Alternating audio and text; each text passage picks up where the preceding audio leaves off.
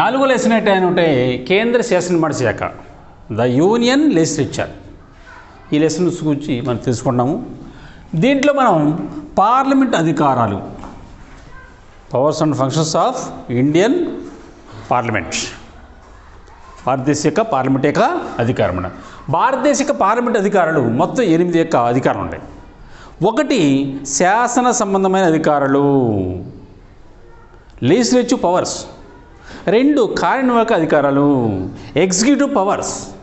3 ఆర్థిక అధికారాలు, financial powers. 4 న్యాయ అధికారాలు, జ్యుడిషియల్ పవర్స్. ఆ 4 గురించి మనం ఆల్రెడీగా తెలుసుకున్నాం నిన్న మొన్న క్లాస్లో. మరి ఈరోజు మరొక 4 ఉన్నాయి. ఒకటి ఎన్నిక అధికారాలు, ఎలక్టోరల్ పవర్స్. 2 రాజ్యాంగ సంబంధమైన అధికారాలు, కాన్స్టిట్యూషనల్ పవర్స్. మరి అదేవిధంగా 7వ పాయింట్ చర్చా సంబంధమైన అధికారాలు, డెలిబరేటివ్ పవర్స్. అలాగే లాస్ట్ది ఇతర అధికారాలు, అదర్ పవర్స్, అదర్ ఫంక్షన్స్ అన్నమాట. వీటిలో ఈ యొక్క 4 యొక్క అధికారాలు ఇవి కూడా పార్లమెంట్ అధికారులుగా చెప్పుకోవడానికి ఆస్కారం అనేది ఉందన్నమాట. దీంట్లో మనం ఫస్ట్ ఎన్నిక అధికారాల గురించి చెప్పుకుందాం. Electoral powers. భారత రాష్ట్రపతి, ఉపరాష్ట్రపతి, ప్రెసిడెంట్, వైస్ ప్రెసిడెంట్, వీళ్ళిద్దరినీ ఎన్నుకునే అధికారము పార్లమెంటుకు ఉంటుంది. ఎరుగుడరా పార్లమెంట్లో 2 సభలు ఉంటాయి. ఒకటి రాజ్యసభ, రాజ్యసభ 2, ఒకటి రాజ్యసభ, ఇది రెండోది. ఒకటి లోక్సభ, లోక్సభ 2 ఉంటాయి. 1, 2 అనమాట. లోక్సభ, రాజ్యసభ అనమాట. లోక్సభలో సభ్యుల సంఖ్య 545 మంది, రాజ్యసభలో సభ్యుల సంఖ్య 250. లోక్సభ సభ్యుల సంఖ్య 545, రాజ్యసభ సభ్యుల సంఖ్య 250. మొత్తం సభ్యుల సంఖ్య పూర్తిగా ఎన్ని? 795 మంది. అంటే ఈ 795 మంది ఉన్నత పదవులు పొందిన వ్యక్తులు ఉన్నారు. ఎవరు? రాష్ట్రపతి, ఉపరాష్ట్రపతి. వాళ్ళని ఎన్నుకుంటారు. రాష్ట్రపతి, ఉపరాష్ట్రపతి ఎన్నుకునే అధికారం ఎవరికి ఉంటుంది? పార్లమెంట్కి ఉంటుంది అన్నమాట. పార్లమెంట్లో ఎన్ని సభలు ఉంటాయని చెప్పా? లోక్సభ, రాజ్యసభ 2 సభలు ఉంటాయి మెయిన్. అదేవిధంగా లోక్సభలో సభ్యులు ఒకరిని స్పీకర్గా ఎన్నుకుంటారు. స్పీకర్. మరొకరు డిప్యూటీ స్పీకర్ ఎన్నుకుంటారు. Deputy speaker. లోక్సభలో సభ్యులు ఒకరిని స్పీకర్గా ఎన్నుకుంటారు, మరొకరిని డిప్యూటీ స్పీకర్గా ఎన్నుకోవడం అనేది జరుగుతుందన్నమాట. అంటే లోక్సభ యొక్క సభ్యులు ఎంతమంది ఉన్నారా? 545 మంది. ఈ 545 మంది ఏంటి? ఎవరికి ఓట్లు వేస్తారు? స్పీకర్కి వేస్తారన్నమాట. స్పీకర్ అభ్యర్థులు ఉంటారు ఏంటి, వాళ్ళకి ఓట్లు వేస్తారన్నమాట. అలానే డిప్యూటీ స్పీకర్కి కూడా ఓట్లు వేస్తారన్నమాట. ఆ విధంగా వాళ్ళని ఎన్నిక జరగటం అనేది జరుగుతుంది మీరు. అదేవిధంగా రాజ్యసభలో డిప్యూటీ చైర్మన్ ఉంటాడు. డిప్యూటీ చైర్మన్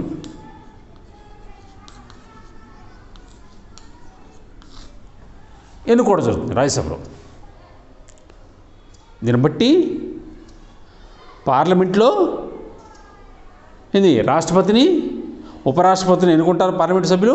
అదేవిధంగా లోక్సభ యొక్క సభ్యులు స్పీకర్ని, డిప్యూటీ స్పీకర్ని ఎన్నుకుంటారు. అలాగే రాజ్యసభ యొక్క సభ్యులు డిప్యూటీ చైర్మన్ని ఎన్నుకుంటారు మేడం. ఇక్కడ డిప్యూటీ యొక్క చైర్మన్ ఎన్నుకోవడం జరిగింది. రాజ్యసభ యొక్క చైర్మన్ ఉండరుగా.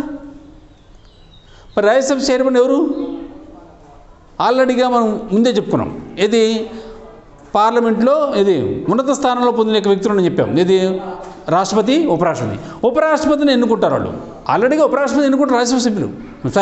ఉపరాష్ట్రపతిని ఆల్రెడీగా పార్లమెంట్ సభ్యులు ఎన్నుకుంటారు. లోక్సభ సభ్యులు, రాజ్యసభ సభ్యులు ఓట్లు వేస్తారు. లోక్సభ సభ్యులు, రాజ్యసభ సభ్యులు ఓట్లు వేస్తారన్నమాట.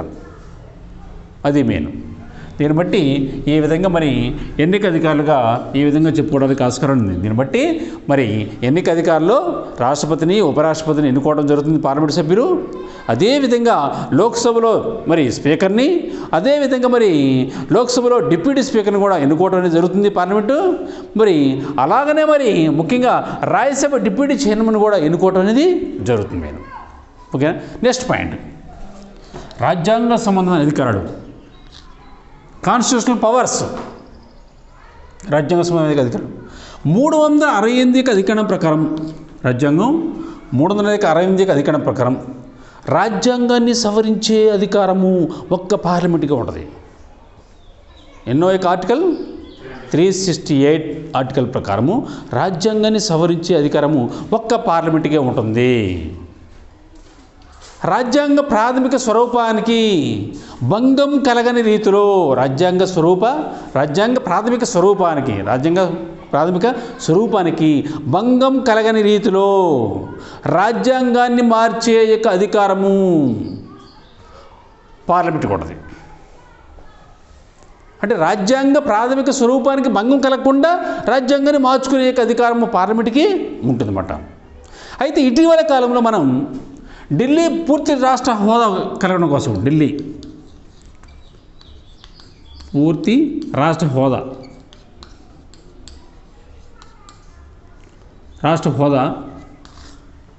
ఢిల్లీకి పూర్తి రాష్ట్ర హోదా కలగడం కోసము 102వ రాజ్యాంగ సవరణ చట్టం ద్వారా ఇటీవల కాలంలో పార్లమెంటు సభ్యులు ఆమోద ముద్ర ఇచ్చారన్నమాట.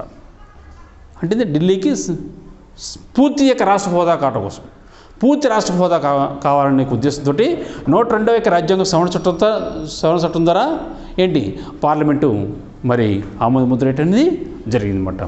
దీన్ని బట్టి రాజ్యాంగ సంబంధిత అధికారాలు ఏం చెప్పి మనం 368 అధికారం ప్రకారము రాజ్యాంగాన్ని సవరించే అధికారం ఎవరికి ఉంటుంది? పార్లమెంటుకు ఉంటుంది. అదేవిధంగా మరి రాజ్యాంగ ప్రాథమిక స్వరూపానికి భంగం కలగని రీతిలో రాజ్యాంగాన్ని సవరించే అధికారులు, రాజ్యాంగాన్ని మార్పు చేసే అధికారులు ఒక్క పార్లమెంటుకే ఉంటుంది. ఈ మధ్యకాలంలో ఢిల్లీ పూర్తి రాష్ట్ర హోదా కలగడం కోసము 102వ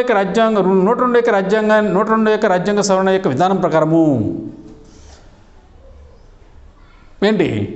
మరి ఢిల్లీకి పూర్తి రాష్ట్ర హోదాను పార్లమెంటు ఆమోద ముద్ర వేయటం అనేది జరిగింది. మరి నెక్స్ట్ చర్చా సంబంధమైన అధికారాలు. భారత పార్లమెంటుకు అత్యున్నతమైన శాసన నిర్మాణ అధికారాలను కలిగి ఉంటుంది. భారత పార్లమెంటుకు అత్యున్నత శాసన నిర్మాణ యొక్క వ్యవహారాలు కలిగి ఉంటుంది. భారతదేశ ప్రజాభిప్రాయాలకు అనుగుణంగా ప్రజల యొక్క అభిప్రాయాలకు అనుగుణంగా మరి పార్లమెంటు చర్చిస్తుందన్నమాట. ఇటీవల కాలంలో అంటే సమకాలీన యొక్క జాతీయ అంతర్జాతీయ యొక్క సంఘటనల పట్ల జాతీయ అంటే ఏందిరా? మన దేశంలో జరిగే యొక్క విషయాలు, జాతీయ అంటాము. అంతర్జాతీయ అంటే ఇతర దేశాలు, ప్రపంచం, అంతర్జాతీయ స్థాయిలో ఉంటారు. ఆ యొక్క విషయాల పట్ల అంటే ముఖ్యంగా ఏంటంటే సమకాలీన జాతీయ అంతర్జాతీయ విషయాల పట్ల కూలంకుషంగా పార్లమెంటు చర్చిస్తుంది మేడం. అంటే భారతదేశంలో ఉన్న యొక్క అనేకమైన ఇబ్బందులు, సమస్యలు ఉంటాయి. ప్రజలకు కావాల్సిన యొక్క అవసరాలు ఉంటాయి, ప్రజలకు కావాల్సిన యొక్క విధానాలు ఉంటాయి, వాళ్ళ యొక్క అభిప్రాయాలు ఉంటాయి.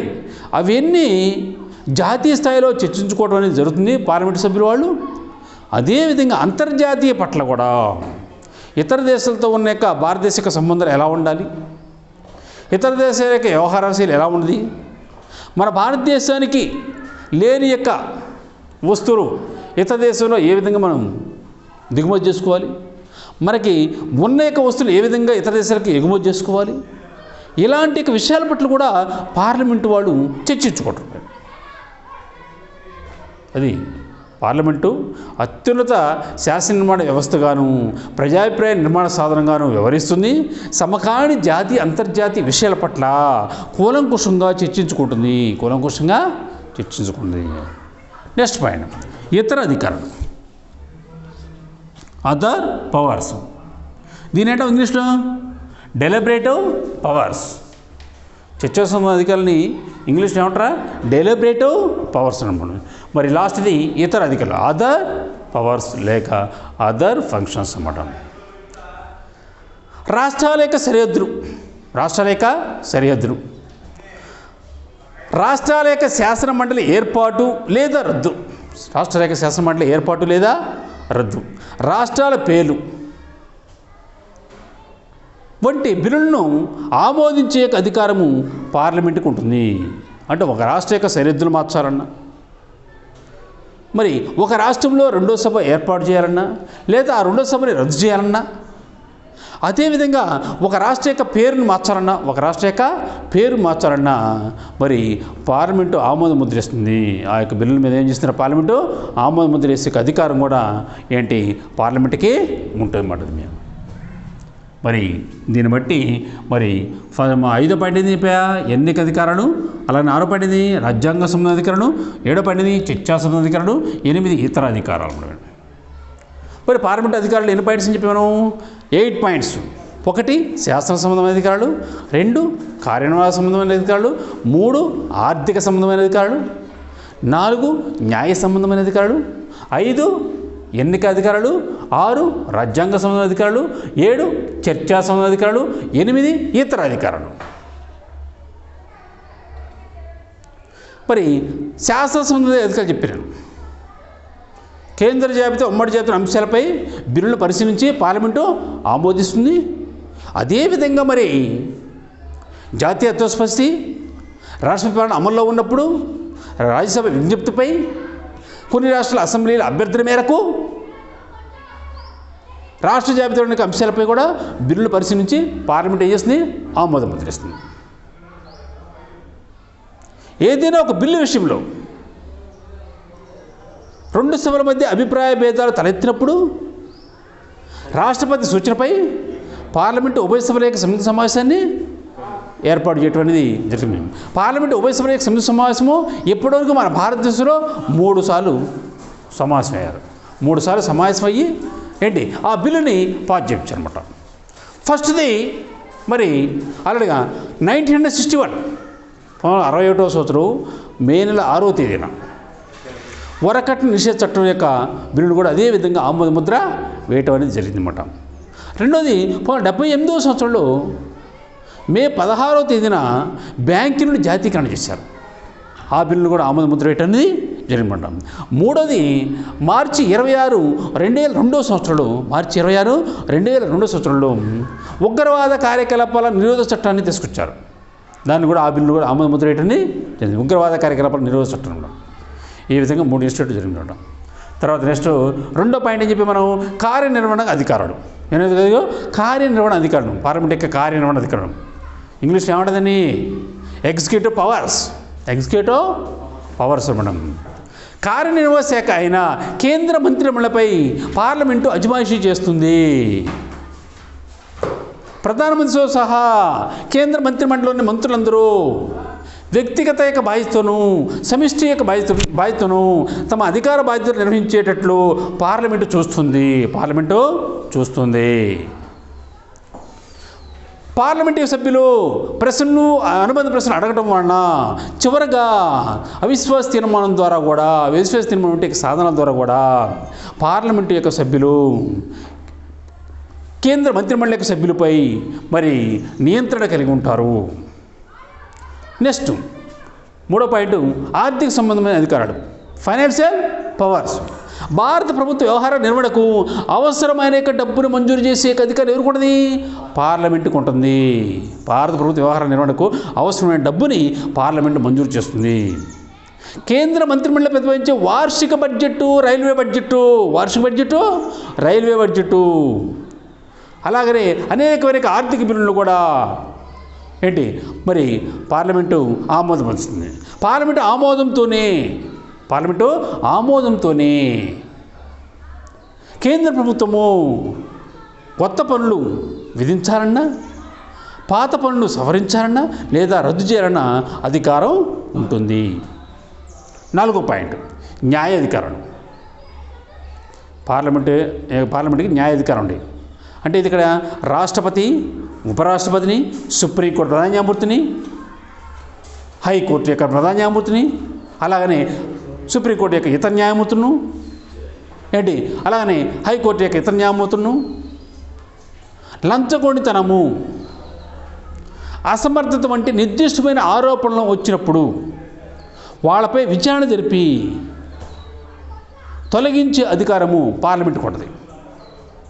ఎవరిని? పార్లమెంటు సభ్యులు ఎవరు తొలగిస్తారు? పార్లమెంటు వాళ్ళు సభ్యులు రాష్ట్రపతిని, ఉపరాష్ట్రపతిని, సుప్రీంకోర్టు ప్రధాన న్యాయమూర్తిని, సుప్రీంకోర్టు యొక్క ఇతర న్యాయమూర్తుల్ని, హైకోర్టు ప్రధాన న్యాయమూర్తిని, హైకోర్టు యొక్క ఇతర న్యాయమూర్తుల్ని వీళ్ళని తొలగించే అధికారము అంటే ఏ సమయం తొలగిస్తారు? లంచగొండితనము చేసినప్పుడు, లేకపోతే అవినీతి అక్రమాలు పాల్పడినప్పుడు, లేకపోతే రాజ్యాంగ విరుద్ధంగా ప్రవర్తించినప్పుడు, అసమర్థంగా పరిపాలన చేసినప్పుడు వాళ్ళని తొలగించే అధికారము ఒక్క పార్లమెంటుకే ఉంటుంది. ఓకేనా? అది తర్వాత అయ్యే పని చెప్పాము ఈరోజు. ఎన్నిక అధికారాలు భారత రాష్ట్రపతిని, ఉపరాష్ట్రపతిని భారత పార్లమెంటు ఎన్నుకుంటుంది. అదేవిధంగా లోక్సభలో స్పీకర్ను, డిప్యూటీ స్పీకర్ను కూడా ఎన్నుకుంటుంది. రాజ్యసభలో డిప్యూటీ చైర్మన్ కూడా ఎన్నుకుంటుంది. నెక్స్ట్ రాజ్యాంగ సంబంధమైన అధికారుడు 368 368 యొక్క ఆర్టికల్స్ ప్రకారము భారత రాజ్యాంగాన్ని సవరించే అధికారము ఎవరికి ఉంటుంది? ఒక్క పార్లమెంటుకే ఉంటుంది. రాజ్యాంగ ప్రాథమిక స్వరూపానికి భంగం కలగని రీతిలో రాజ్యాంగ ప్రాథమిక స్వరూపానికి భంగం కలగని రీతిలో మార్పులు చేర్పులు చేసేందుకు ఒక్క పార్లమెంటుకి అధికారం ఉంటుంది. ఇటీవల కాలంలో ఢిల్లీ పూర్తి రాష్ట్ర హోదా యొక్క విషయంలో 102 రాజ్యాంగాన్ని సవరించి 102 రాజ్యాంగ సవరణ చట్టం ద్వారా ఢిల్లీకి పూర్తి రాష్ట్ర హోదాని ఇవ్వటం అనేది జరిగింది పార్లమెంట్ యొక్క అనుమతితోటి. ఓకే. నెక్స్ట్ చర్చా సంబంధ అధికారం. భారత పార్లమెంటు అత్యున్నత శాసన నిర్మాణ వ్యవస్థగా పనిచేస్తుంది. ప్రజాభిప్రాయ నిర్మాణ సాధనం మన యొక్క భారతదేశంలో ప్రజాభిప్రాయ నిర్మాణ సాధనంగా అది వ్యవహరిస్తుంది. ఏది వ్యవహరించేది? పార్లమెంట్. మనం భారత అత్యున్నత శాసన నిర్మాణ యొక్క వ్యవస్థగా భారత అత్యున్నత శాసన నిర్మాణ యొక్క చర్చా వేదికగా ఒక వ్యవహారాలు నడిపే యొక్క అవకాశం అనేది పార్లమెంట్ కూడదు మేడం. ఏంటి? ప్రజాభిప్రాయానికి అనుగుణంగా నడుచుకోవడమే. సమకాలీన జాతి అంతర్జాతీయ అంశాల పట్ల, ఆ సంఘటనల పట్ల కూలంకుషంగా చర్చిస్తుంది పార్లమెంటు. అంటే జాతీయ స్థాయిలో యొక్క అంశాలు, అంతర్జాతీయ స్థాయిలో ఉన్న అంశాలు. ఓకే. అలానే ఇతర అధికారాలు రాష్ట్రాల యొక్క సరిహద్దులను, రాష్ట్రాల్లో ఉన్న యొక్క శాసన మండలి ఏర్పాటును లేదా రద్దుని, రాష్ట్రాల యొక్క పేరును మార్చే అధికారం ఎవరికూడదు? ఒక్క పార్లమెంటుకు ఉండదు. ఇది పార్లమెంట్ యొక్క అధికారులు అంటే ఇవి. ఓకేనా? ఇది